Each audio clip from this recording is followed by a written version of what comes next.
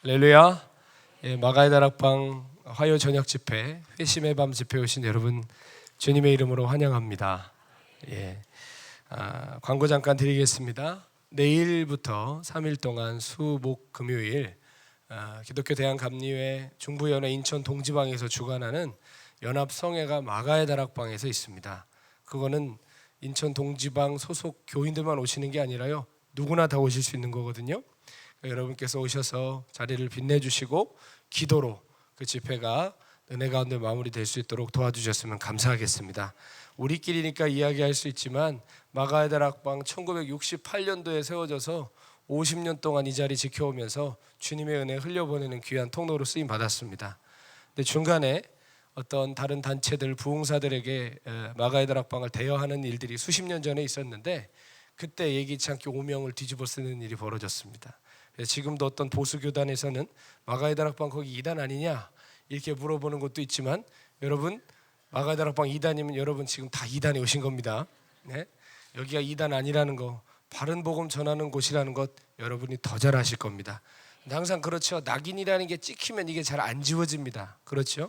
그래서 수목 금요일 날 열리는 우리나라의 감리교회의 이 연합성회가 이곳에 열린다는 건 굉장히 고무적인 일입니다. 그래서 여러분께서 이 마가의 다락방이 얼마나 영적인 저쪽의 역할을 감당하고 있는지, 이 마지막 때에 성령님께서 이렇게 역사하시는 기도원이 있다는 것을 우리 한국교회가 좀 알고 마가의 다락방이 한국교회와 동역하는 곳이라는 것을 알릴 수 있는 귀한 계기가 되도록 자리를 많이 찾아주시고 빛내주시고 채워주시면 감사드리겠습니다. 와주실 거죠? 네, 저는 올 겁니다. 네, 저는 여기서 일하거든요. 감사합니다. 하나님 말씀 함께 보겠습니다. 신약성경 누가복음 10장 38절에서 42절까지 보겠습니다. 신약성경 누가복음 10장 38절에서 42절까지 말씀 함께 보겠습니다.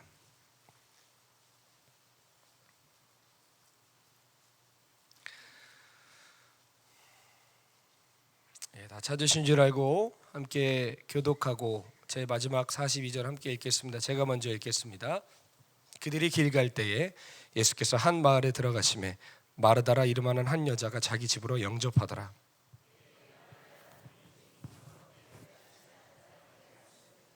마르다는 준비하는 일이 많아 마음이 분주한지라 예수께 나아가 이르시되 주여, 내 동생이 나 혼자 일하게 두는 것을 생각하지 아니하시나이까. 그를 명하사 나를 도와주라 하소서.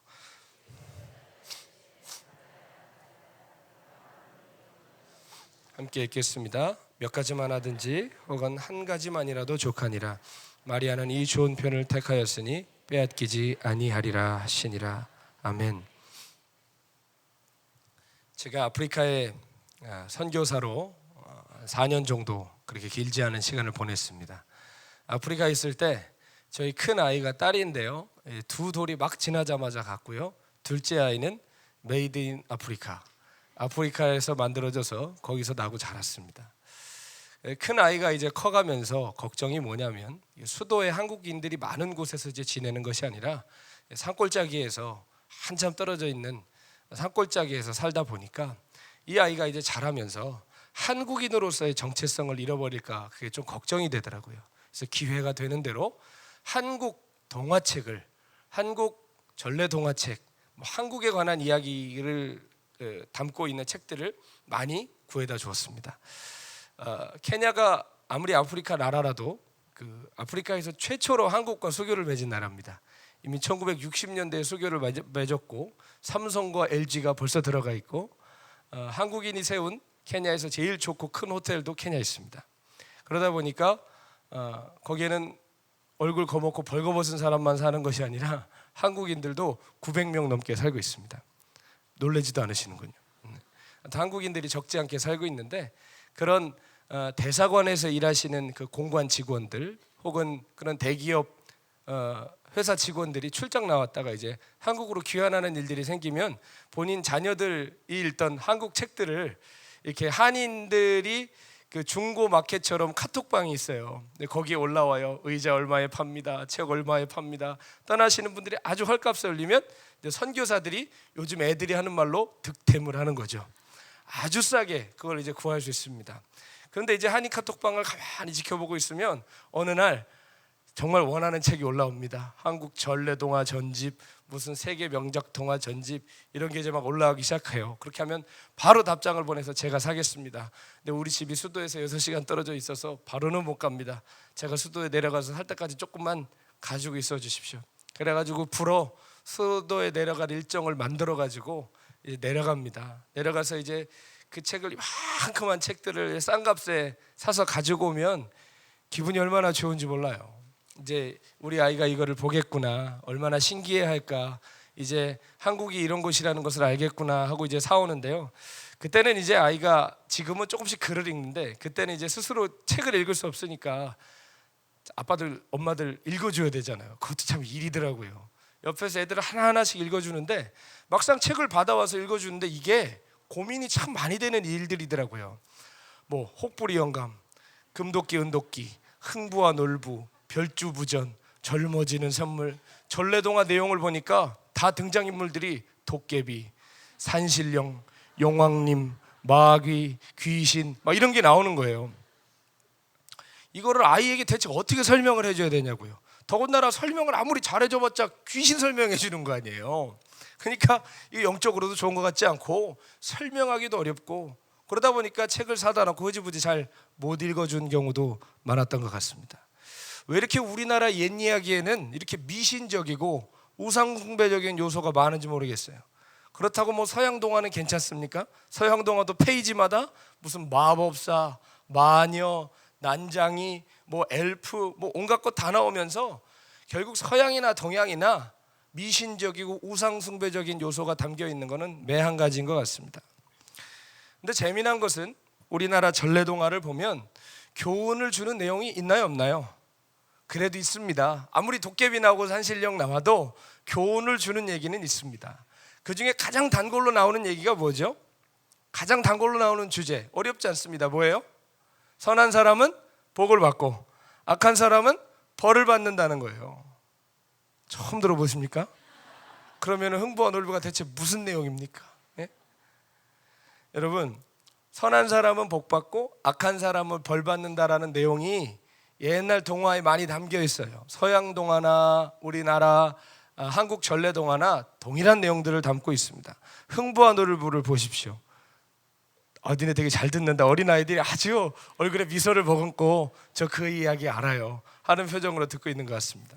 그래, 흥부가 되라, 놀부 되지 말고.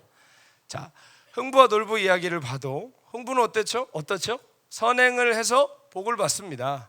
제비가 날라와서 제비가 이제 다리가 부러졌는데 그 다리를 고쳐줘가지고 박씨를 물어와서 그 박씨를 나중에 탔더니 그 안에 어마어마한 금은보가 들어있었다. 그렇죠? 근데 그거를 본 놀부가 어때요? 마음은 아주 못돼 먹었는데 그걸 그대로 따라하죠. 근데 다리 부러진 제비가 어떻게 그대로 또 집에 와주겠습니까? 그러니까 어떻게 하죠? 제비 한 마리를 잡아다가 다리를 분질릅니다. 그리고 박씨가 오기를 기다렸는데 놀랍게도 박씨를 물어와요. 근데 그거 타보니까 그 안에서 지옥과 방불한 아비규환이 펼쳐지죠. 혹부리 영감 이야기는 어때요? 착한 혹부리 아저씨는, 혹부리 영감은 혹을 떼는데 나쁜 혹부리 영감 아저씨는 착한 혹부리 영감 아저씨 얘기 듣고 따라했다가 혹 하나 더 붙이고 옵니다. 그렇죠? 왜 처음 듣는 얘기처럼 재밌어하세요? 처음부터 해드려야 되겠습니까, 얘기를? 금도끼 은도끼도 마찬가지죠. 착한 나무꾼은 쇠도끼 잃어버렸다가 금도끼 은도끼 다 얻어왔는데 못된 나무꾼은 가진 것마저 잃어버렸다. 그렇죠? 젊어지는 샘물은 어때요? 착한 노인이 샘물 먹고 젊어졌는데 못돼 먹은 노인이 그거 따라했다가 아기가 됐더라. 너무 많이 먹어서, 욕심 부려서. 다 동일한 얘기예요. 누가 좀 잘 되면 그대로 따라하다가 잘 될 줄 알았는데 도리어 벌을 받는 모습을 보면서 기회를 잘 잡아 한 번에 대박을 내는 게 중요한 게 아니라 평소에 어떤 마음을 갖고 사느냐가 중요한지를 우리가 알게 되는 겁니다. 그렇죠? 마음이 중요하다. 그때 마음이 중요한 게 아니라 평소에 마음이 어떻느냐, 그것이 자기 앞에 놓여진 기회 속에 어떤 복을 갖다 줄지 모른다라는 걸 보여주는 것이죠.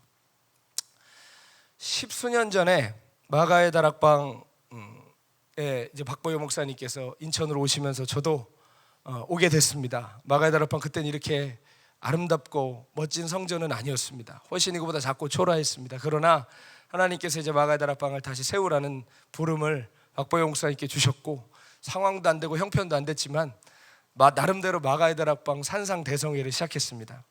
지금에야 수많은 유수한 강사들을 검증하고 검증해서 바른 복음을 전하는 분들만 모셨는데, 당시만 해도 박보영 목사님께서 안성에서 버려진 아이들, 어려운 아이들 키우시다가 막 인천에 오셔서 박보영 목사님의 당시, 지금은 너무 잘하시지만 당시에는 목사님의 어떤 스타일과는 맞지 않는 기도원 원장님을 하시려고 하니까 조금 힘드셨던 것 같아요. 더군다나 강사들을 초빙해야 되는데 부흥회 같은 거, 기도원 같은 걸 운영해 보신 적이 없으니까 이게 좀 쉽지 않잖아요. 그러다가 어떤 부흥사분 한 분이 당신이 한 달 일정 짜주겠다. 한 달 일정이 아니었어요. 몇 달은 됐어요.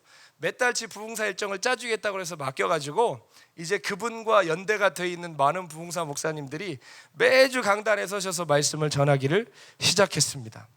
근데 그때 처음부터 저도 이제 찬양인들 하면서 모든 순간에 다 같이 있었는데, 특별히 기억나는 몇 분들은 공통점이 있었는데 헌금을 그렇게 강조를 하시더라고요. 헌금을 굉장히 강조하시면서 누가 1,000원짜리 꺼내면 하나님은 배추잎 좋아한다고 배추잎 꺼내라고, 지금 같은 마가들 앞에서 당장 끌려 내려갑니다, 그런 분들. 근데 당시에는 아무튼 그런 분들이 이렇게 초대를 받고 소개를 받고 왔어요. 물론 2번 다신 부르지 않았지만 아무튼 그런 분들이 헌금 강조를 하는 분들이 많이 왔는데, 특히 기억에 남는 게 어떤 분이 씨앗 헌금이라는 얘기를 하더라고요. 씨앗 헌금이 뭐냐, 그분 설명에 어떤 집사가 아주 가난해서 폭삭망하게 생겼는데 하나님께 그나마 남아있는 아주 적은 것을, 그것이 무슨 학비였던가 아주 중요하게 쓰여야 되는 적은 것이었는데 그거를 깨가지고 하나님께 드렸더니 이 집사가 대박을 쳐서 하나님께서 복을 주셨더라, 이런 류의 설교였습니다. 저는 그 이야기를 들으면서 속으로, 그래, 작은 예물이라도 하나님께 온 마음을 들여 깨뜨려 드리면 그 바친 사람의 그 주님을 향한 사랑과 그 중심을 보고 주님이 일하시지, 그거는 맞지. 그러나 그 방법을 사람들에게 이러했더니, 이렇게 심었더니 이것이 씨앗이 자라서 이렇게 수십 배로 열매를 맺더라 라는 것을 얘기해줘서 사람들에게 그 중심은 빼놓은 채로 그 방법을 따라 한다고 해서 그것이 똑같이 될 거라고 생각한다면 그것은 하나님을 대상으로 투기하는 것과 다름이 없다라는 생각을 어린 나이였지만 해봤습니다. 제 말이 틀린 얘기 아니잖아요. 그렇죠? 누가 뭐라고 설교한 것도 아니고 누가 그렇게 옆에서 윽박질러 지르지 않아도 내 남은 거 주님께 다 드리겠다는 마음으로 했을 때 주님이 얼마든지 일하실 수 있는 주님이십니다. 아멘. 근데 마치 못돼 먹은 혹부리 영감 마냥, 놀부 마냥 그 소식 듣고 나도 심으면 되겠지, 나도 갖다 바치면 20배 30배 받겠지 하는 마음으로 심으면 그거 될까요, 안 될까요? 안 되는 거죠. 저는 그 설교를 들으면서 아이고, 저런 설교하면 다락방의 질도 낮아지고 헌금은 헌금대로 안 나오겠다라고 생각했는데요. 놀라운 것은 제 생각이 반은 맞고 반은 틀렸습니다. 첫째, 맞았던 건 뭐냐, 질이 떨어지는 건 맞더라고요. 헌금 얘기하니까 질이 떨어지는 건 맞는데, 둘째, 제가 틀린 거 있었습니다. 그런 설교를 하는 날 헌금이 어마무시하게 나옵니다. 어마무시하게 나와요. 어이가 없고 속이 상했습니다. 물론 그렇게 씨앗 헌금 내서 대박 났다는 소식은 그 후로 들은 적이 없습니다. 가만히 보면 우리 신앙이 무지할 때가 참 많은 것 같습니다. 좀 심하게 표현하면 심보가 나쁜 것도 있는 것 같습니다. 한편으로는 얼마나 절박하면 그렇게 할까라는 생각도 듭니다. 하나님을 상대로 내가 되로 투자해서 말로 받겠다, 그저 다 망하고 조금 남았는데 복권 긁듯이 이거 투자해가지고 인생 역전해 보겠다 하는, 하나님을 대상으로 투기하려고 하는 말도 안 되는 불경건한 모습이 우리 신앙생활에 너무 버젓이 자리 잡고 있다는 것을 우리는 부인할 수가 없습니다. 성경에도 제가 방금 전에 얘기했던 이런 기적의 이야기가 몇 차례 나옵니다. 특별히 대표적인 것이 구약 성경에 엘리야가 사르밧이라는 동네에 갔는데 그 동네 과부의 집에 들어가게 됐죠. 그래서 엘리야는 완전히 성경 보면 깡패 아저씨입니다. 먹을 거를 내놓으래요. 근데 이 여자가 뭐라고 얘기하죠? 나 이제, 이 말은 완곡한 거절이에요. 뭐라고 얘기합니까? 나 항아리에 밀가루 한 줌 남았어요. 기름 몇 방울 남았어요. 그게 아니라 그 뒤에 아줌마 말이 더 웃겨. 뭐라 그래요? 나 이거 먹고 죽을 거예요. 그렇게 얘기한단 말이에요. 그 말은 뭐예요? 못 준다는 얘기예요. 못 준다는 얘기. 나 이거 먹고 죽을 거라고. 근데 우리 엘리야 아저씨 뭐라고 얘기하죠? 상관없어, 가지고 와, 이렇게 얘기한단 말이에요. 이런 뻔뻔한 게 어딨냔 말이에요. 그런데 놀랍게도 그 여인이 순종해서 한 줌 남은 밀가루와 그 기름 몇 방울로 떡을 만들어 자기가 먹고 죽겠다고 했는데, 야 너나 많이 먹고 죽어라 하고 엘리야한테 주었어요. 근데 엘리야가 그걸 맛있게 먹고 뭐라고 선언합니까? 야 너네 집에 이제 곡식이 마르지 않을 거다, 기름이 그치지 않을 거다. 그래서 그 해에 해가 지나도록 그 여인이 풍족하게 누렸다는 소식을 우리는 성경을 통하여 보았습니다. 그런데 재밌는 생각을 해봤어요. 만약 후속 이야기로 전래동화 얘기처럼 옆집에 사는 못돼 먹은 여자가 그 소식을 들었어요. 그래가지고 이제 그 집을 떠나려는 엘리야의 옷자락을 붙잡고 우리 집에 좀 가시자고 하고 이미 집에는 조치를 다 취해놨어요. 곡식들 다 숨겨놓고 다 갖다 감춰놓은 다음에 엘리야를 초대해서 똑같은 멘트를 합니다. 저 이거 먹고 죽을 거예요. 물어보지도 않았는데 이거 먹고 죽을 거라고. 뭐 엘리야가 우리 엘리야가 어떤 엘리야입니까? 구약의 최고의 선지자 아니에요. 홀랑 다 걸려가지고 아주 있는 것마저 썩어 문드러져서 그 해에 다 죽다 살아났더라. 이런 얘기가 있다면 우리가 절대로 하나님을 대상으로 이런 투기하는 일들을 안 할 텐데, 아쉽게도 성경은 그런 후속 평가지 우리에게 들려주고 있지는 않습니다. 성경은 하나님을 표현할 때 중심을 살피시는 하나님이라고 얘기합니다. 어디를 살피세요? 중심을 살피시는 하나님이다. 가장 먼저 하나님께서 당신을 이렇게 소개하던 장면이 어떤 것이었습니까? 사무엘에게 너 베들레헴 이새의 아들들에 가서 거기서 내가 택한 왕에게 기름 부어라 라고 했을 때 큰아들 엘리압이 나오니까 정말 풍채가 좋고 왕감이었어요. 야, 저 사람이 왕을 하면 이스라엘을 구원할 수 있겠구나라고 생각했는데 주님 뭐라고 하십니까? 너는 사람의 신장과 용모를 보지 말아라. 내가 이미 그를 버렸다. 나 여호와는 사람의 중심을 살핀다라고 말씀하셨어요. 그 이후에도 수많은 말씀을 통해 직접적으로 간접적으로든 하나님은 사람의 외모와 행위와 결과를 보지 않으시고 뭘 보신다고요? 중심을 보신다고 수도 없이, 나는 마음을 살피시는 하나님이라고 수도 없이 말씀하셨습니다. 여러분 우상 숭배 혹시 해보신 분 계실 수 있습니다. 예수님 믿으시기 전에 뭐 구슬해 보신 분들도 계시고 어디 가서 치성 드려 보신 분들 계실 수 있겠는데, 우상 숭배의 특징이 있습니다. 마음 없어도 됩니다. 치성만 가서 잘 드리면 되고요, 가서 정성만 잘 드리면 되고요, 가서 예물만 좋은 거 갖다 바치면 되고요, 복채만 두둑히 얹어주면 됩니다. 순종 그런 거 필요 없습니다. 삶을 꺾어서 하나님을 닮아간다, 그 신을 닮아간다, 그런 거 없습니다. 무당이 꽹가리 소리에 맞춰 챙챙챙 춤추다가 드라마 보면 그런 얘기하죠. 정성이 부족해. 그 말은 마음이 부족한 얘기예요? 마음이 부족하다는 얘기예요? 더 갖다 바치란 얘기예요? 더 갖다 바치란 얘기예요. 네가 어떻게 살든 상관없다는 거예요. 네가 개판을 치든 거룩하게 살든 상관없어. 더 갖다 바쳐. 그게 우상숭배의 특징이에요. 마음 아무 상관없어요. 심령 아무 의미 없어요. 얼마나 더 갖다 바치느냐, 얼마나 누가 더 치성을 더 드리느냐, 그게 더 중요한 것인데, 우리가 믿는 살아계신 하나님은 아무리 치성을 드리고 최고의 재물을 어마어마하게 갖다 바쳐도 나는 마음 없는 것은 받지 않는다. 마음 없이 드리는 것은 개의 목을 꺾는 것과 같다. 너희가 내 성전에 와서 수없이 많은 것들을 드리지만 성전 뜰만 밟고 간다라고 딱 잘라서 말씀하십니다. 오히려 하나님은 과부가 드리는 보잘것없는 동전 두 잎을 넉넉히 받으시고, 마지막 남은 항아리에 남은 바닥을 긁어야만 간신히 꺼낼 수 있는 그 밀가루 한 줌을 기쁘시게 연락할 수 있으신 넉넉하신 하나님이십니다. 아멘. 하나님 우리의 치성을 원하지 않으십니다. 하나님 우리가 갖다 바치는 1만 마리 황소의 기름을 원치 않으십니다. 하나님은 마음을 살피시는 하나님이십니다. 그러므로 우리 눈으로 볼 때는 어떤 이의 행위가 선해도 하나님 앞에서는 악한 일일 수 있고, 사람이 보기에는 옳아도 하나님 보기에는 어그러진 일이 있을 수 있다는 얘기입니다. 하나님 우리의 심장과 폐부를 살피시고 모든 일을 할 때 그 일뿐만 아니라 그 일을 할 때 행동한 그 사람의 그 행위 속에 담긴 동기와 중심까지 다 살피시기 때문입니다. 아멘. 쓰레기 하나를 주셔도 주님 앞에 줍는 것과 사람에게 보이려 하는 것, 사람은 모르지만 누구는 아세요? 주님은 아십니다. 내가 아름다운 선행을 하는 것 같아도 내가 사람에게 인정받으려 하는 것인지 정말 하나님 앞에서 하는 것인지 누구만 아신다고요? 주님만은 아신다는 것입니다. 마지막 심판날에 성경이 얘기합니다. 여러분, 믿음으로 구원받지만 성경은 수도 없이 얘기합니다. 우리가 심판대 앞에 섰을 때 뭘로 우리가 심판받는데요? 행한 대로 심판받는다고 그랬어요. 아멘.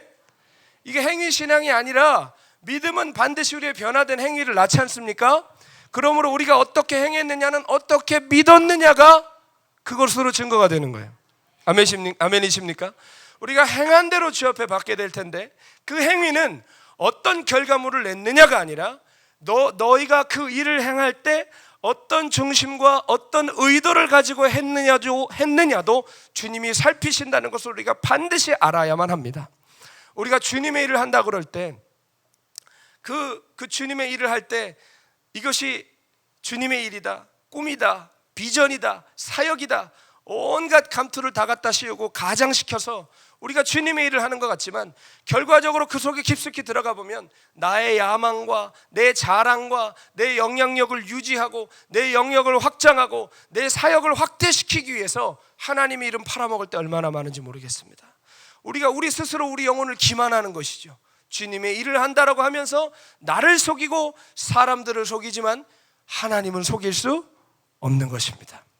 마태복음 6장에 보아도 예수님께서 구제와 기도와 금식에 대해서 말씀하시면서 너희가 그 대단한 행위들을 할지라도 그 내면에 남들에게 자랑하고 칭찬받고 인정받으려고 하는, 거리에서 나팔을 불고 내가 몇 시간 기도한다, 내가 며칠 금식을 한다, 내가 얼만큼 구제한다라고 이야기하는 것을 지적하시면서 그들은 받을 상을 이미 다 받았다, 그들이 받을 하늘의 유업은 없다 라고 무서운 경고를 하시는 것입니다.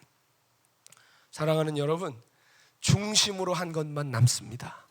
사랑으로 한 것만 기억하십니다. 아멘이십니까? 케냐 있다가 아프리카에 있다가 한국에 들어오니까 정말 주님 오실 날이 머지않았구나라는 것을 실감하게 됩니다.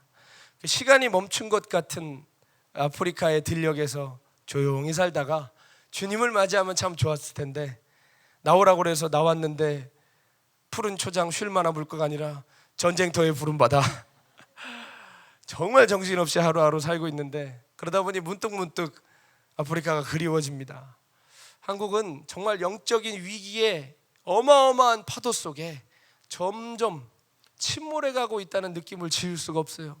우리 지금 침몰하고 있구나, 우리 지금 도시 부러지고 노가 꺾여 나갔구나, 우리는 표류하고 있구나, 그런 마음을 지울 수가 없을 만큼 오히려 영적으로는 아프리카보다 더 선교지가 한국 땅이 아닌가라는 생각이 듭니다. 이 마지막 때에 우리가 무엇보다 지켜야 되는 것이 있다면 그것은 우리의 마음입니다. 잠언 4장 23절에 보면 무릇 지킬 만한 것보다 너희의 마음을 지켜라, 생명의 근원이 이에서 남이니라라고 말씀하셨습니다. 마음 잃으면 다 잃는 것이에요. 따라해 보겠습니다. 마음 잃으면 다 잃는 것이다. 행위는 지켰는데 마음을 잃는 일은 없어야 되겠습니다. 빈 껍데기를 가지고 주님 앞에 서서는 안 되겠습니다. 성경을 보면 솔로몬이라는 대단한 왕의 이야기, 여러분 제가 그 이야기 다 여러분에게 이야기해드리지 않아도 아실 겁니다. 솔로몬은 권불 10년이라는 말이 무색하게 그의 사는 날 동안 그가 가진 모든 권력과 재산과 명예와 영향력을 조금도 잃지 않고 다 지켰습니다. 대부분 사울왕 같은 경우는 끝이 안 좋았잖아요. 그렇죠? 다윗도 어땠어요? 중간에 어려운 일 많이 당했잖아요. 근데 솔로몬은 어때요? 땅 하고 출발해서 계속 상승곡선만 그렸습니다. 하향 곡선 한 번도 그리지 않고 죽는 날까지 잘 나갔습니다.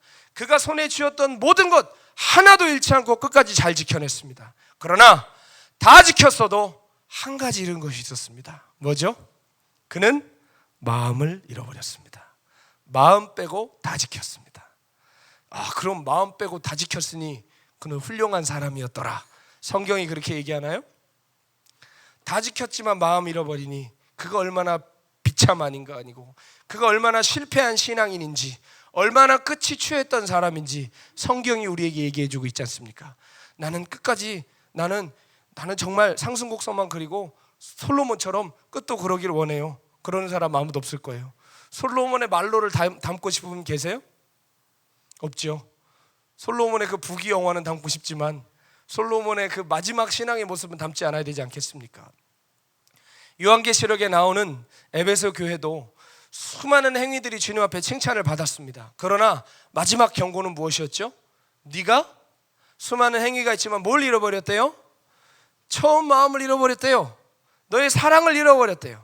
그러면서 주님께서 책망하시면서 회개하고 어디서 잃어버렸는지 그것을 찾지 않으면 내가 촛대를 옮겨버리겠다 말씀하셨습니다. 그만큼 우리 행위 뒤에 감추어져 있는 중심이 중요한 거예요. 교회에서 뭐 맡고 계십니까? 여기저기서 봉사하시고 헌신하시고 교사하시고 성가대 하시고 부장 선생님 하시고 전도사 하시고 목사 하시고 선교사 하셔도 그 모든 사역 뒤에 있는 직분 뒤에 있는 우리의 중심은 지금 안전한가? 날마다 살펴보셔야 됩니다. 우리의 사역이, 우리의 직분이, 우리의 봉사가 아무리 대단하고 그 기세가 끝까지 꺾이지 않고 끝까지 힘있게 사역했어도 주님이 결국 우리에게 찾으시는 것은 네 마음 어디 갔느냐 그거예요. 네 마음 어디 갔느냐. 그거 물어보실 때 꺼내놓을 것이 없다면 우리가 쌓아놓은 그 모든 것들이 허망하게 흩어져 버리고 말 것입니다. 요즘 큰 대형 교회들이 부자 세습하는 여러 소식들을 들으며 가슴이 아픈 이유가 뭘까요? 재밌죠? 그분들 목회 평생 잘하시고 본이 될 만한 아름다운 목양들 하셨습니다. 그런데 가슴 아픈 이유가 뭐예요? 그분이 은퇴하실 때 교회는 아주 최대로 확장되어 있고 그 영향력은 극에 달아 있는 상태였습니다. 우리가 마음 아픈 이유는 교회가 쇠해가서가 아니에요. 왜 마음이 아프죠? 그 위대하고 아름다웠던 종들이 마지막에 그 마음이 변질되는 것을 보고 가슴 아픈 것 아니겠습니까? 땅에 떨어진 쓰레기 하나를 주워도 주님 사랑하는 마음으로 할 때 주님 앞에 그것은 솔로몬이 주 앞에 세워드린 성전보다 큰 것입니다. 여러분, 진심으로 깨뜨려 드리는 통회하는 기도 한마디가 1만 마리 황소로 제사 드리는 것보다 주님 앞에서는 더 큰 예배입니다. 우리가 하나님 앞에 살아가면서 저지르는 가장 안타까운 실수가 무엇이냐?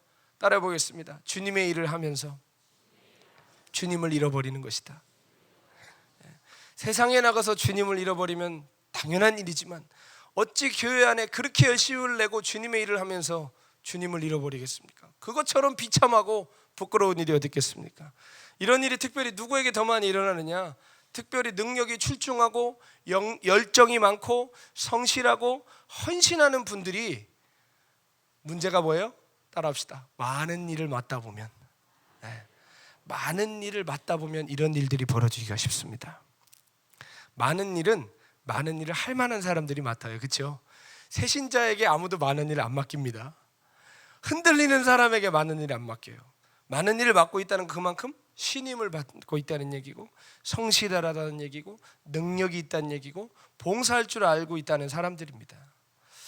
뼈가 휘어지도록 주님의 일을 하는데 입술은 자꾸 죄를 짓고 마음은 다 무너져 버리고 결국 주님 앞에 책망받은 일밖에 남지 않는 이런 안타까운 일들이 교회 안에서 얼마나 많이 일어나고 있는지 모릅니다.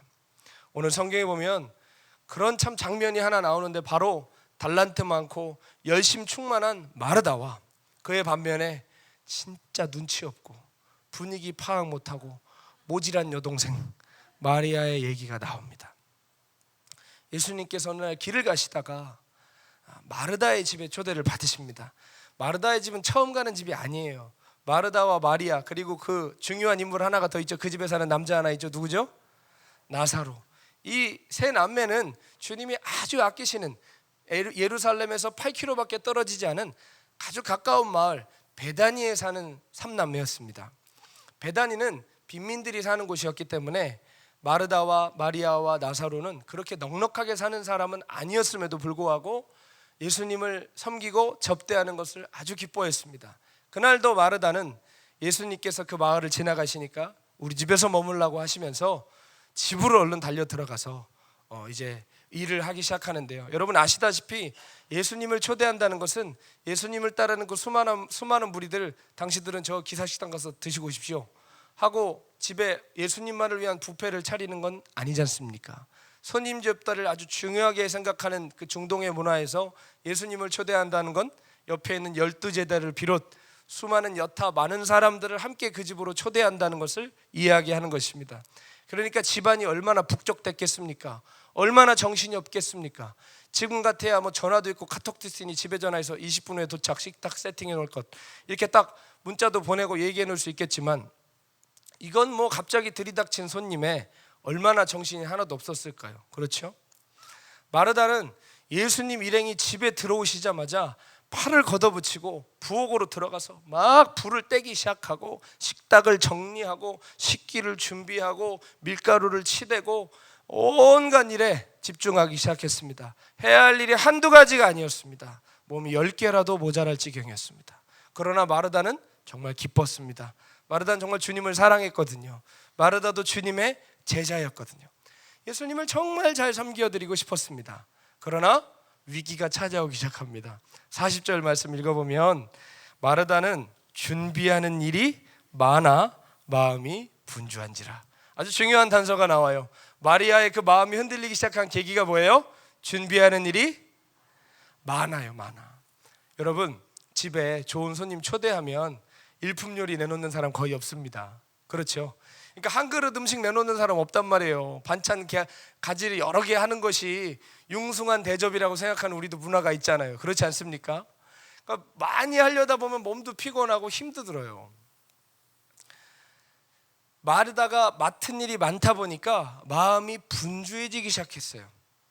자, 사람이 마음이 분주해지면 마음 지키기가 쉬울까요? 어려울까요?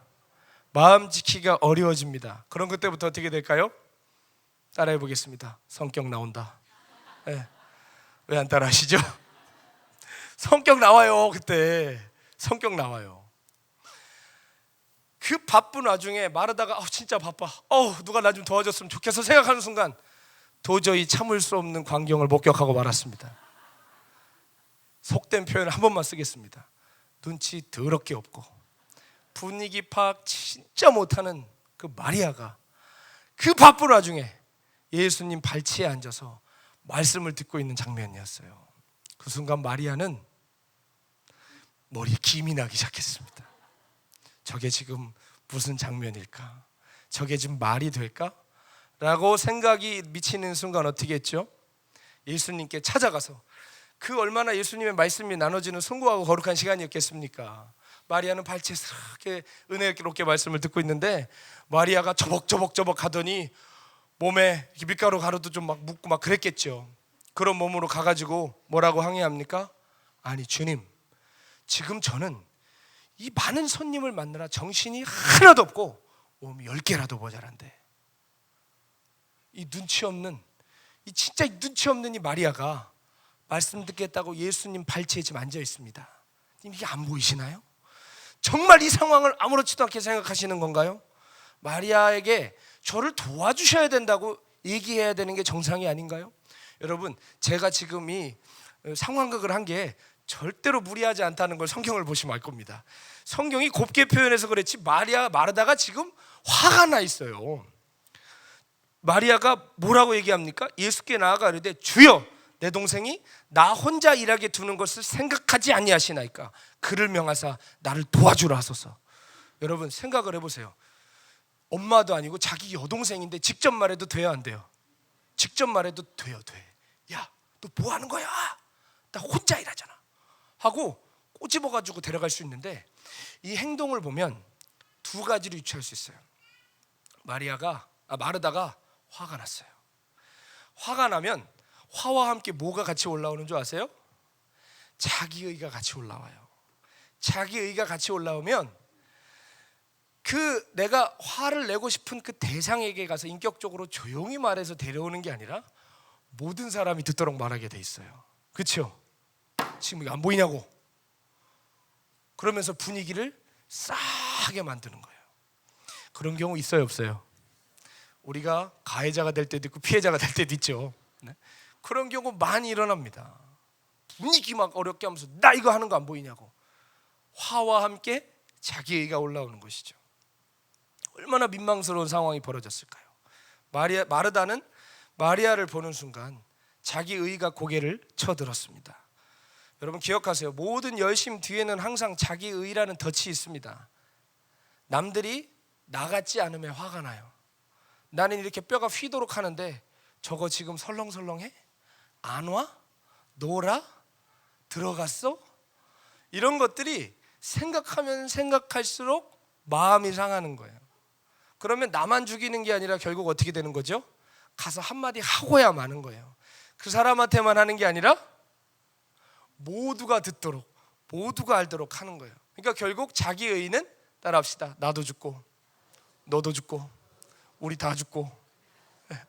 자기의는 나도 죽고 너도 죽고 우리 다 죽자는 얘기예요. 더군다나 자기의는 경쟁을 낳습니다. 다른 사람이 다 안 하는 상태에서 혼자 자기의가 있으면 마르다같이 이렇게 분위기 망치는 사람이 돼버리는데요. 만약에 마르다가 2명 있으면 어떻게 될까요? 이거 어마무시한 전쟁이 벌어집니다. 그때부터 내가 제일 잘해야 돼. 내가 제일 잘해야 돼. 반찬 10개 했어? 그럼 난 11개를 해야 되는 거예요. 누가 30분 전에 왔어? 그럼 난 1시간 전에 와 있어야 되는 거예요. 이 자기의의 전쟁이 벌어지는 거예요. 경쟁은 경쟁을 낳아요. 그리고 그 안에서 우열이 갈려져요. 누가 잘했느냐 못했느냐 이런 일이 갈려지기 시작해요. 결국 자기의는 거룩한 일을 속되게 바꾸고 상급을 받을 일을 형벌로 바꾸는 모든 것을 망치는 뿌리가 될 수 있다는 것입니다. 그래서 예수님도 제자가 되기 위한 가장 제일 조건에 뭐라고 말씀하셨습니까? 아무든지 나를 따라오려거든 자기를 부인해야 된다. 자기를 부인하고 자기 십자가를 지고 나를 따라와야 된다. 그렇지 않으면 아무도 나를 따라올 수 없다고 하셨습니다. 아멘. 마르다의 그 항의에 그 적막해진 분위기를 깨고 주님이 이렇게 말씀하셨습니다. 마르다야, 제가 성경을 풀어서 상황극을 해드리는 겁니다. 잘 못하지만 제가 근데 예수님 상황극은 잘 못하겠네요. 마르다야, 왜 네가 많은 일을 하며 염려하며 근심하느냐? 많은 일 하지 않아도 좋아. 하나만 해도 충분해. 왜 너는 아름다운 일을 하면서 결국 네 마음을 망치느냐? 왜 거룩한 일을 하면서 죄를 짓느냐? 마리아를 봐라. 수많은 일이 있지만 이 아이는 한 가지 일을 택했고 그 일에 집중했다.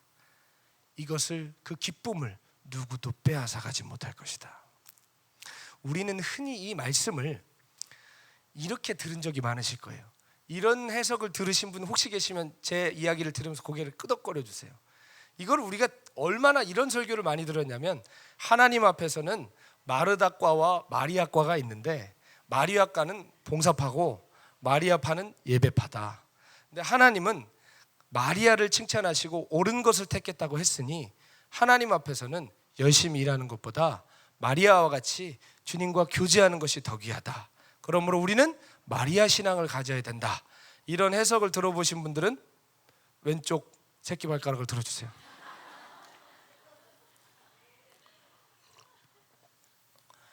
많이 들어보셨죠? 예. 그러나 여러분, 문맥을 살펴보시고요, 주님의 성품을 살펴보시고요, 실제로 주님의 일이 어떻게 진행되는지 살펴보시면 그 해석이 별로 그렇게 설득력이 없다는 걸 알게 되십니다. 만약 이 해석이 옳다면 우리식으로 얘기해 보겠습니다. 올 여름 진짜 더웠죠? 아프리카보다 훨씬 더 더웠어요. 죽는 줄 알았어요. 진짜 저도 정말 더웠는데 이 해석이 맞다면 마가의 다락방 여름 대집회할 때 부엌에서 섬기고 주차 봉사하는 분들은 세상에 어리석은 사람들이에요. 그래요, 안 그래요? 예배 드리는 게 최고라며요. 마리아 신앙이 맞는 거라며요. 그러면 왜 더운 날 예배는 제대로 들어오지도 못하고 그 고생들을 할까요? 너나 할 것 없이 경쟁하며 피 튀기게 싸워서 앞자리 차지해야 될 거 아닙니까? 마리아처럼 발치해서 예배 드려야 맞는 것 아니겠습니까? 그것이 아니라는 거죠. 성경이 말하고 싶은 것은 하나님 앞에 어떤 일을 하든지 순전한 마음을 잃지 말라는 얘기예요. 아멘.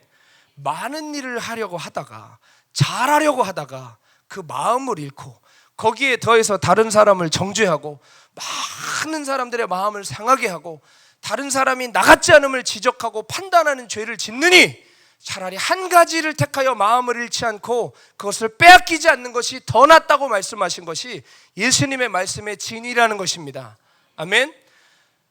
아까도 앞에 표현했지만 솔직히 제 눈과 제 스타일로 볼 때 양이라도 구하면 마르다가 조금 덜 열받았을 텐데 이 모질한 여자가 그냥 얘기도 안 하고 발치해 가서 말씀만 듣고 있는 거예요. 바빠 죽겠는데.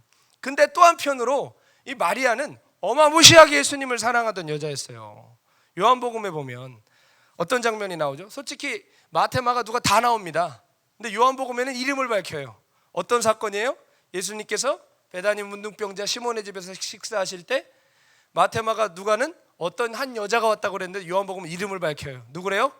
마리아가 그랬다고 그랬어요. 마리아가 와서 노동자의 1년치 품삯에 해당하는 어마어마한 향유옥합을 깨뜨려 주님 발에 깨뜨려 부어드렸습니다. 이거 정말 대단한 마음을 가진 여자임이 분명합니다. 또 그거 아시죠? 그 어마어마한 베드로, 요한, 야고보 대단한 제자들보다 예수님 부활 가장 먼저 목격한 사람이 누구예요? 마리아예요. 마리아. 상당히 열정적인 여자예요. 굉장히 주님 사랑하는 여자예요. 그러나 봉사하고 헌신하고 몸으로 하는 부분은 조금 모자랐던 것 같아요. 그럼 마리아는 어떤 여자일까요? 마르다는 어떤 여자일까요? 마르다는 더 귀한 여자예요. 정말 헌신하고 봉사하고 몸으로 수고하는 여인이었어요. 그러나 안타까운 것이 무엇이죠? 그 열심이, 그 많은 재능이, 그 애씀이 오히려 그의 마음을 흐트러 놓게 된 것이 안타깝다는 것입니다. 사랑하는 여러분, 왜 귀한 일들 하면서 마음에 범죄하십니까? 왜 주님의 일 하시면서 정작 주님과는 멀어지고 계십니까? 우리의 이 많은 일이, 이 분주한 것들이 지금 우리의 마음을 오히려 무너뜨리고 있는지 아닌지 돌아보십시오. 이 일이 나의 마음을 흐트러 놓아서 다른 사람들을 정죄하고 손가락질하고 비판하는 죄의 통로가 되고 있지 않은지 잘 살펴보셔야 됩니다. 주님이 원하시는 것은 마음의 제사입니다. 단 한 가지를 해도 마음을 다해 하는 것이 중요해요. 주님은 많은 것을 원하지 않으십니다. 마리아에게 뭐라고 하셨죠? 네가 많은 일로 분주한데 몇 가지 일 혹은 한 가지 일만으로도 족하다. 마리아는 그 한 가지를 택했고 거기서 집중했다. 그는 빼앗기지 않을 것이다. 왜 너는 많은 일을 하다가 다 빼앗기느냐? 그 말씀이시잖아요. 그렇죠? 여러분, 남들이 얼만큼 하나, 남들은 어떻게 하나 곁눈질하지 말고 내게 맡겨진 일에 집중하시길 바랍니다. 내 마음을 내 손길 닿는 곳마다, 내 발걸음 향하는 곳마다 깨뜨려 드릴 때 그것이 하나님이 받으시는 영적 예배가 될 줄로 믿습니다. 우리가 무슨 일을 할 때 나한테 맡겨진 것에 집중 못하고 곁눈질할 때 진짜 많죠. 나는 내게 맡겨진 일만 하면 돼요. 그런데 남들이 자꾸 주목받고 칭찬받고 그게 옳은 것처럼 영적인 지도자가 얘기를 하면 자꾸 내가 하는 게 하찮아 보일 때가 있습니까? 없습니까? 우리끼리만 얘기하는 거지만 박보영 목사님께서 예전에 막 기도해 주실 때 내가 볼 때 지금 이제 필그림 교회 담임 목사님 김영석 목사님에 대해서 기도해 주시면서 형석이는 말이야 이렇게 될 거야 라고 얘기를 해주면 재밌는 건 아멘 하고 받지 않고 김영석 목사님 뭐가 궁금한 줄 아세요? 김성준은 어떻게 되나가 궁금해요. 반대로 제가 목사님이 기도해주고 앞으로 너는 이렇게 될 거야 라고 얘기해주면 저는 아멘으로 받지 않고 뭐가 궁금해요? 김영석 목사는 어떻게 되는 것일까? 그게 궁금해요. 이 사람은 이상해. 그래 안 그래요? 아니 그래 안 그래요? 요한복음 21장에 봐도 갈릴리 바다까지 도망간 베드로를 주님이 거기까지 쫓아가시잖아요. 그래가지고 네가 나를 사랑하느냐 막 진짜 얼마나 놀라운 사랑 이야기가 거기 펼쳐집니까? 근데 그 뒤에 진짜 더 재밌는 얘기가 있어요. 뭐죠? 예수님께서 베드로 보고 탁 얘기하세요. 내 젊은 날에는 네가 원하는 대로 다녔지만 늙었을 때는 사람들이 너를 띠띠워서 원치 않는 곳으로 데려갈 것이다. 막 얘기 얼마나 숭고해요. 근데 베드로가 아멘 하지 않고 뭐라고 얘기하죠? 요한을 가르치면서 쟤는요? 이런단 말이에요. 아니 그게 옛날이나 지금이나 똑같단 말이에요. 그게 왜 궁금할까요? 우리는 그렇죠? 네. 참 우리는 영적으로 오지랖이 넓습니다. 나나 잘해야 되는데 쟤는요, 얘는요, 저거는요, 맨날 그러다가 내게 주어주신 일에 마음을 못 깨트려요. 마음이 자꾸 나뉘어지는 거예요. 그러니까 결국에는 내게 맡겨지는 가지도 않고 남은 얼마나 잘 가나, 누가 내 뒤에 있나, 그런 것만 보다가 허송세월을 보내고 에너지 낭비하는 일들이 얼마나 많은지 모르겠습니다. 여러분, 우리에게 주어진 일을 하세요. 우리에게 주어진 일을 하세요. 아멘. 주님의 그 한마디가 우리의 마음을 정리해 주실 줄 압니다. 주님이 쟤는 어떻게 되나요? 라는 베드로의 말씀에, 베드로의 질문에 주님이 뭐라고 말씀하시죠? 제가 어떻게 되든지, 그러니까 제가 쉽게 설명하는 거예요. 제가 어떻게 되든지 너한테 그게 무슨 상관이니? 따라합시다. 넌 나를 따르라. 넌 나를 따르라. 아멘. 성경이 얘기하고 있는 거예요. 제가 어떻게 되든지 그것이 너에게 무슨 상관이냐? 넌 나를 따르라. 오늘 그 음성 들으셔야 합니다. 넌 나를 따르라. 오늘 우리에게 주어진 일이 주차 봉사하는 일이라면, 전 그래요. 저는 매일매일 카멜로온 같이 사역이 바뀝니다. 내일은 또 제가 주차 봉사를 하겠죠.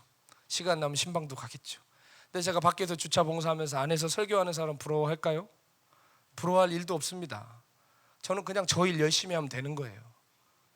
제가 때로는 다른 일 할 때 있습니다. 심부름 갈 때 있습니다. 이걸 나한테 시켜, 쟤한테는 되게 영적인 일 시키는 것 같은데, 그런 생각하면 제가 심부름 가는 그 길 하나님 앞에 형벌을 쌓는 일밖에 되지 않습니다. 그렇죠? 내가 무엇을 맡았던지 간에 그 일에 내 마음을 깨트리세요. 그 순간밖에 없는 것처럼 사셔야 돼요. 그것이 하나님께 드릴 영적 예배가 되는 것이고, 그것이 하나님께서 우리의 삶을 들여 올려주시는 하나님 앞에 귀한 예물이 되는 것인 줄 믿습니다. 그렇게 우리가 주님 앞에 살아가면 우리의 기쁨을, 우리의 상급을 누구도 빼앗지 못할 것입니다. 그러나 수많은 일에 파묻혀서 분주함 가운데 마음을 잃어버리고 입술로 범죄하기 시작하고 손가락질하기 시작하고, 그 사람 조용하게 가서 얘기해서 인격적으로 해결해도 되는데 모든 사람이 다 듣도록 무안을 주고 난리 법석을 떨면 수고는 다 해놓고 나중에 아무것도 안 남는 인생이 되는 것입니다. 다 잃어버리는 것입니다. 지금도 저 밖에서 주차 봉사하고 계시는 분들 계십니다. 저분들이 맡으신 일과 지금 이 시간에 저분들이 맡으신 일과 이 앞에서 설교하고 있는 제 직분의 이 무게 중에 어떤 게 더 무거울까요? 어떤 게 하나님 앞에 더 무거울까요? 똑같습니다, 여러분. 하나님 앞에서는 똑같은 거예요. 부엌에서 봉사하시는 분이나 찬양 인도하는 사람이나 하나님 앞에서는 동일한 시간을 사는 거예요. 근데 우리는 어때요? 인간적인 눈을 가지고 어떤 게 더 귀하다, 어떤 게 더 좋다, 어떤 게 더 거룩하다, 우리 마음대로 판단하지만 주님 앞에서는 그렇지 않다는 말입니다. 동일하다는 거예요. 아멘. 중요한 것은 우리의 마음을 하나님 앞에 드려야 한다는 것입니다. 저 뒤에 있는 방석 하나를 정리하셔도 하나님 앞에 깨뜨려 드릴 때, 아까 말씀드린 표현처럼 솔로몬이 주님 앞에 성전 쌓아드린 것과 동일한 하나님 감동을 받으시는 것입니다. 아멘. 혹여 나의 자기 의에 빠져서 남들을 정죄하는 죄를 짓지 말아야 되겠습니다. 하나를 선택해서 하더라도 온 마음을 깨트리는 참된 예배자들 주님 앞에 되시기를 축복합니다. 저는 마리아과 같으세요? 마르다과 같으세요? 모르시겠어요? 예, 나사로과인가요? 예. 저는 지극히 마르다과의 인간입니다. 열심 내고 충성 봉사를 해야 직성이 풀리고 은혜가 되는 사람입니다. 저는 눈치 없는 마리아과 별로 좋아하지 않습니다. 발치에만 앉아 있으려고 하는 사람 보면 저도 모르게 마음에 안 좋은 생각이 드는 아주 마르다 누나랑 비슷한 사람입니다. 그러다 보니까 이제 하나님께 얼마나 다루심을 많이 받으면서 살았겠습니까? 20살 때 전도사가 돼가지고 박보영 목사님 이제 만나서 전도사가 됐는데, 이게 그냥 박보영 목사님이 대강할 수 있는 분이냐고요. 이분이 얼마나 하나님의 사람입니까? 그러니까 대강했다가는 아주 야단맞기 일수인 겁니다. 그러니까 나름대로 제 젊음을 다하여 제 에너지를 다 쏟아서 마르다처럼 열심히 일했습니다. 인생을 다 던져서 최선을 다해 살았습니다. 근데 아시다시피 우리 목사님이 약간 예수님처럼 마르다과의 머리에서 약간 김이 나게 하실 때가 있습니다. 어떤 일이냐, 이제 항상 목사님은 저처럼 열심을 내는 마르다과는 인정을 하나도 안 해주시고, 처지고 성격 이상하고 얌체 같은 사람들에게 목사님들 관심을 가지시는 거예요. 그러니까 마르다과는 그거를 보고 아멘 안 해요. 잠이 안 오고 어떻게 저럴 수 있지? 그런 마음이 드는 게 마르다들이에요. 그러니까 오늘 여러분 제가 하는 설교는 이 시대의 마르다들에게 하는 설교입니다. 제가 마르다고 여기도 얼마나 마르다들 많아요. 그렇죠? 예. 저만 마르다인가요? 예. 아무튼 매일 혼나고 야단 많이 맞았습니다. 진짜 열심히 하는데 어떻게 하면 박보영 목사님한테는 칭찬을 받을 수 있는 것인가, 연구가 필요할 정도로 칭찬을 정말 박하게 하시더라고요. 물론 저를 정말 사랑하시고 시시껍절한 종이 되지 않기를 원하시는 목사님의 그 아주 독수리를 둥지에서 떨어뜨리시는 그 부모의 마음이시라는 거를 좀 커서 조금씩 알게 되고 있다만, 어쨌든 그 당시에는 마음이 참 쉽지가 않더라고요. 계속 그래도 그게 제 성향이고 그렇게 해야 직성이 풀리는 사람이라서 열심히 몸으로 때웠습니다. 아무튼 많은 에피소드들이 있어요. 눈 오면, 여러분 지금에야 기계도 있고 하지만 눈 오면요 진짜 예전에 청학동에서 살 때 눈이 어마무시하게 왔어요. 차도 못 다니길래 어떻게 했냐면 새벽에 애들 깨운 다음에 출동해서 걸어왔어요. 여기까지 3시간 걸렸어요. 눈 오는데 3시간 동안 걸어와서 저 밑에서부터 삽 하나 갖다 눈 푸는 거예요. 그때 계셨던 분들은 알아요. 초창기에 방주교회를 리모델링 한다고 해서 2주 동안 마가의 다락방에서 예배 드릴 때가 있었는데 눈이 어마무시하게 하게 온 날이 있습니다. 아직도 기억합니다. 저랑 사택에서 살던 3명의 청년 데리고 옛날에 있던 봉고차가 하나 있었어요. 그 봉고차를 끌고 방주교회에서 여기 밀리지 않고 오면 15분 20분이면 오잖아요. 그때 여러분 3시간 반 걸려서 왔어요. 차가 계속 미끄러지는 거예요. 밑에서 밀다가 안 돼가지고 저 밑에는 엘림기도원 원장님이 찝차로 끌어줬어요. 그래가지고 막 해치면서 와가지고 4시서 삽 하나 들고 저 명성아이치 밑에부터 푸기 시작하는 거예요. 막 푸고 요 밑에 밭 있죠. 밭까지 딱 오니까 동이 트더라고요. 여러분 그런 날들이 있었어요. 그런 날들이 완전히 마르다요, 마르다.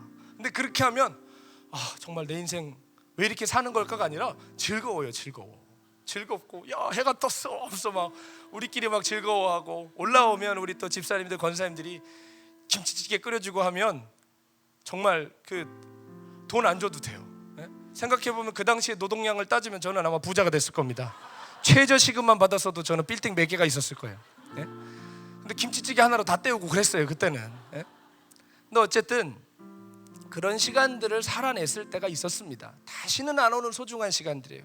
돌아가고 싶은 시간들. 그런데 그렇게 살았는데 참 어려워요. 어떻게 하면 나는 인정받는 종이 될 수 있을까? 그러다가 하나님께서 제 마음의 중심 근본을 폭로하시는 중요한 사건이 한번 있었습니다. 제가 예전에 마가의 다락방 집회 때 한번 간증을 했었던 일 같긴 한데요. 목사님이 갑자기 우리 형편이 조금 나아지고 건물도 이렇게 막 좋게 짓고 이제 이런저런 자리가 잡혀가던 어느 날 목사님께서 갑자기 이런 선언을 하시는 거예요. 무너져가는 고아원이 있는데 내가 그걸 인수하겠다. 무너져가는 복지재단이 있는데 내가 그걸 인수해서 바로 세워놓겠다. 저는 찬성했을까요? 반대했을까요? 저는 반대했습니다. 저는 약간 그 비판적인 기질이 강해가지고 목사님 지금 우리가 간신히 가고 있는 것 같습니다. 그것까지 받으면 우리 어렵지 않겠습니까? 이렇게 반대를 했지만 어쨌든 목사님께서 그것을 다 인수하기로 결정하셨습니다. 순간 제 마음이 심히 두려웠습니다. 왜냐? 저는 원래 하고 싶은 삶이 있었어요.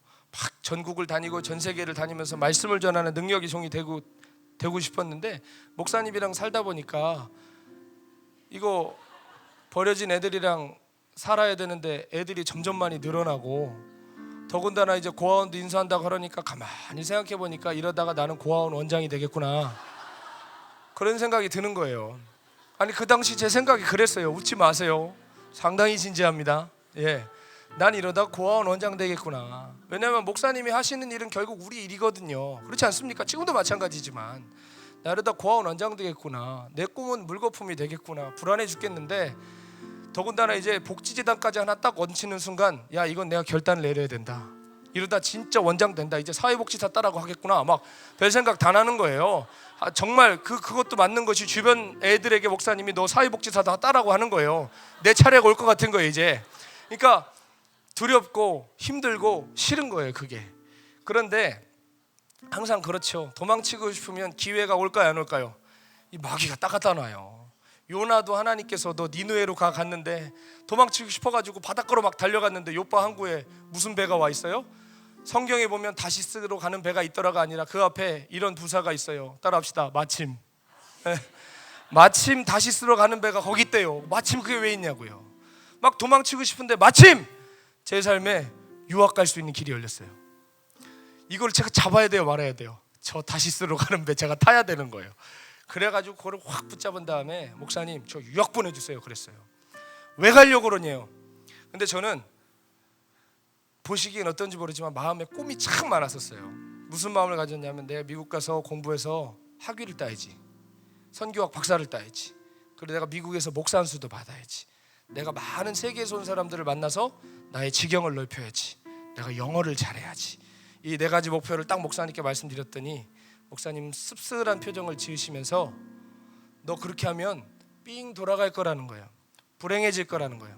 그러나 제 귀에 안 들리더라고요. 안 들리고 그거는 내가 하기 나름일 거라는 마음을 갖고 있었어요. 그래서 목사님이 또 며칠 있다가 또 뭐라고 말씀하시냐면 내가 기도를 해보면 너는 눈물로 살 거래요. 어느 식당에서 어느 날 밤에 아르바이트로 접시 닦다가 옛날 생각하면서 울 거라는 거예요. 차라리 그냥 가지마 하면 괜찮은데 선택은 네가 하는데 나중에 너 접시 닦으면서 울 거야 하면 가지 말란 소리잖아요. 되게 마음이 그때 어려웠어요. 그렇지만 나는 이대로 고아원 원장은 될 수 없다. 나는 사회복지사는 안 할 거다. 나는 내 길을 가야 된다. 그 마음 이상하게 더 오기가 생기는 거예요. 사람이 그렇잖아요. 이게 아닌 것 같은 줄을 스스로 알아요 몰라요? 아닌 것 같은지 스스로 아는데 한번 마음을 먹으면 사람 자꾸 이상한 오기가 올라옵니다. 그래도 가겠다고 그랬어요. 그렇게 완전 버티고 있었고 실제로 방주교회에서 장로님들 모셔놓고 박보영 목사님이 선언하셨습니다. 김성준 전도사, 그 당시 전도사였는데 이번 달까지만 하고 사임하고 미국으로 유학 가기로 했습니다. 그래가지고 진짜 열심히 마음을 다잡았는데 갑자기 제 아내가 그 당시에는 이제 아이도 없고 신혼 때였는데 아내가 저한테 그러는 거예요. 아주 정색을 하면서 아니 어떻게 기도도 안 하고 이렇게 결정할 수 있냐요. 근데 그런 거 있지 않습니까? 기도 안 한 거 맞는데 기도 안 하고 결정했다는 걸 인정하기가 싫은 거예요. 아니 내가 기도를 한지 안 한지 당신이 어떻게 아느냐, 내가 기도도 안 하고 했겠느냐고 거짓말도 치고 가자면 가는 거다. 자꾸 이렇게 목사님께 얘기도 다 했고 교회도 얘기가 다 됐기 때문에 이러면 안 되는 거다고 오히려 좀 윽박질러서 좀 눌러놨습니다. 근데 아내가 그래도 이렇게 하는 건 아니라고 그러는데 가만히 혼자 생각해 보니까 그래 내 인생이야. 내가 접시를 닦던 어디 가서 화장실을 청소하던 내 인생인데 내가 결정한 그것 때문에 제 아내가 동일한 눈물을 흘리게 하는 것은 죄 짓는 것 같더라고요. 그래가지고 그래 아내를 위해서라도 기도 한번 하고 가자 하는 척이라도 해주자 하는 마음을 가지고 그래 그럼 마음을 먹고 3일을 금식을 하자 그랬습니다. 근데 제가 금식하러 마가의 다락방에 왔게요 안 왔게요? 마가의 다락방에 안 왔죠. 마가의 다락방 오면 은혜 받을 것 같은 거예요. 여기 오면은 사람들이 이것저것 막 하고 아무튼 어떤 계기로라도 마음이 돌아설 것 같아서 마가의 다락방에 안 오고 저기 남양주에 있는 조그만 수양관에 들어갔어요. 수양관에 들어가서 금식을 시작했는데 제가 기도가 될 리가 있나요? 안 되죠. 마음을 이미 그렇게 먹고 기도를 하는데 되겠나요? 기도가 안 되고 뒤에서 막 그냥 씨름을 하고 있는데 앞에서 아내는 정말 간절히 기도하더라고요. 근데 둘째 날이 됐을 때 아내가 울면서 갑자기 저한테 오더니 주님이 그런 마음을 주시대요. 뭐 그랬더니 우리의 부르심은 부호가 되는 게 아니라 뭐를 이루는 것이 아니라 날이 갈수록 주님을 더욱 사랑하는 것이라는 마음을 주셨다는 거예요. 그러면서 이렇게 우는 거예요. 근데 그게 그렇게 싫더라고요. 가지 말란 얘기처럼 들리더라고요. 그래서 아내 보고 퉁명스럽게 이렇게 얘기했어요. 당신한테는 응답하셨는지 모르지만 나한테는 아직 아니라고. 내가 받아야 되겠다고 하고 버텼어요. 그리고 3일째 다 끝나가던 저녁에 그 수양관에서 그 수양관을 이제 관리하시고 이제 운영하시는 분이 저희 박보영 목사님 밑에서 같이 사는, 지금 이제 이 공동체에서 같이 사역하는 전도사의 부모님이셨어요. 그 부모님이 이제 제가 그 수양관에서 금식하는 걸 알고 참 잘해주셨는데, 마지막 날 저녁에 갑자기 그 아버님이 저를 부르시더니 뭐라고 하시냐면, 오늘 당신네 교회에 부흥회가 있다는 거예요. 그러니까 교회를 선한목자교회를 다니셨었거든요. 부흥회가 있는데 꼭 가야 된다는 거예요. 근데 저는 부흥회에 참석할 만한 상황도 아니었고, 지금 제 기도 제목은 그것과 별로 상관이 없는 것이어서 제가 정중하게 거절을 했는데, 굉장히 강권을 하시더라고요. 그래가지고 듣다가 야 그래, 이게 어른이 계속 강권하시는데 이거 못 간다고 계속하는 것도 예의가 아닌 것 같다. 그러면 알겠다고 마지막 3일째 되는 금식을 기도원에서 마무리를 짓겠다고, 기도원이 아니라 부흥회에서 마무리를 짓겠다고 하고 이제 선화목자교회까지 갔습니다. 근데 그때 이제 부흥회가 무슨 부흥회였냐면 전도 부흥회예요. 저희가 지금 기도하고 있는 것과 주제가 전혀 맞지 않는 거예요.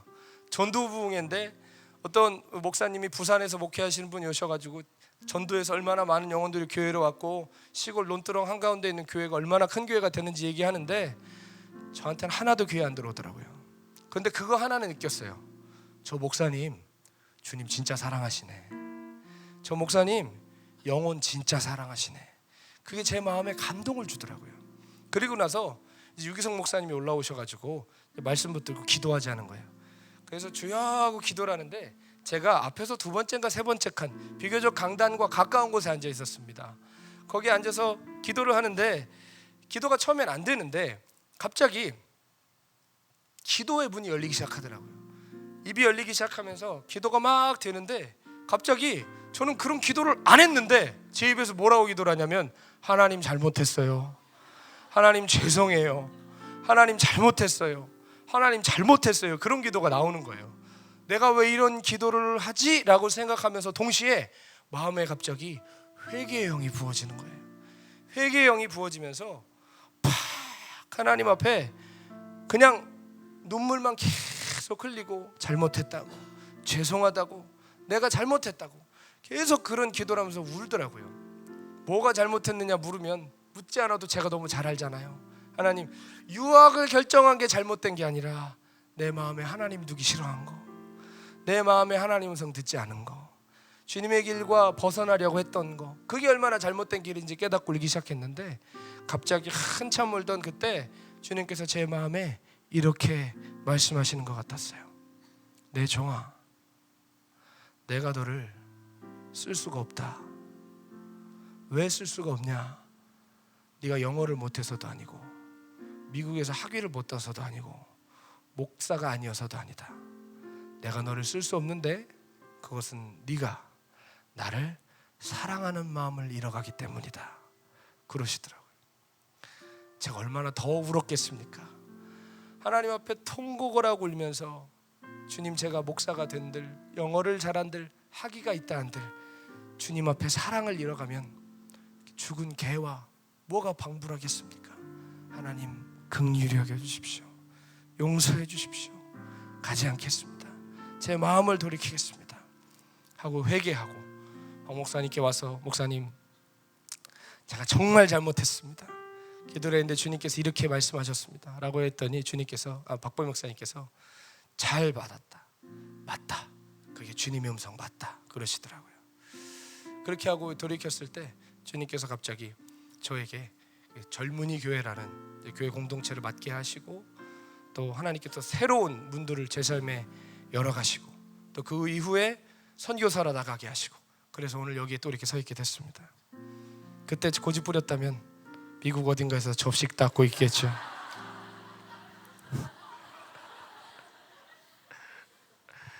사랑하는 여러분, 마음 잃으면 다 잃은 겁니다. 마음 잃으면 어마어마한 거 여러분이 배우고 익히고 가지고 죽는 날까지 우리의 영향력이 쇠해지지 않고, 내가 하는 일 하나도 땅에 떨어지지 않아도 마음 잃으면 하나님 앞에 빈 껍데기만 들고 서 있을 수밖에 없습니다.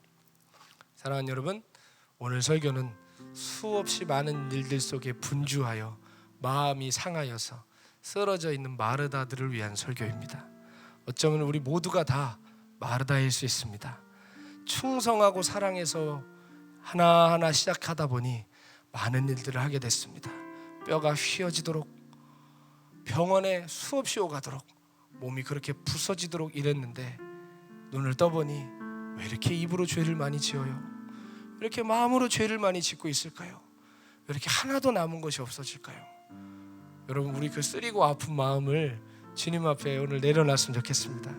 그래서 이제 끝이 아니라 이제는 한 가지 일만 하여도 주님이 받으실 만한 산제사를 드릴 수 있는 사랑받는 옳은 길 가는 마르다가 됐으면 좋겠습니다. 아멘. 함께 우리 찬양하시면서 준비하신 예물 주께 드리고 합심하여 기도하겠습니다.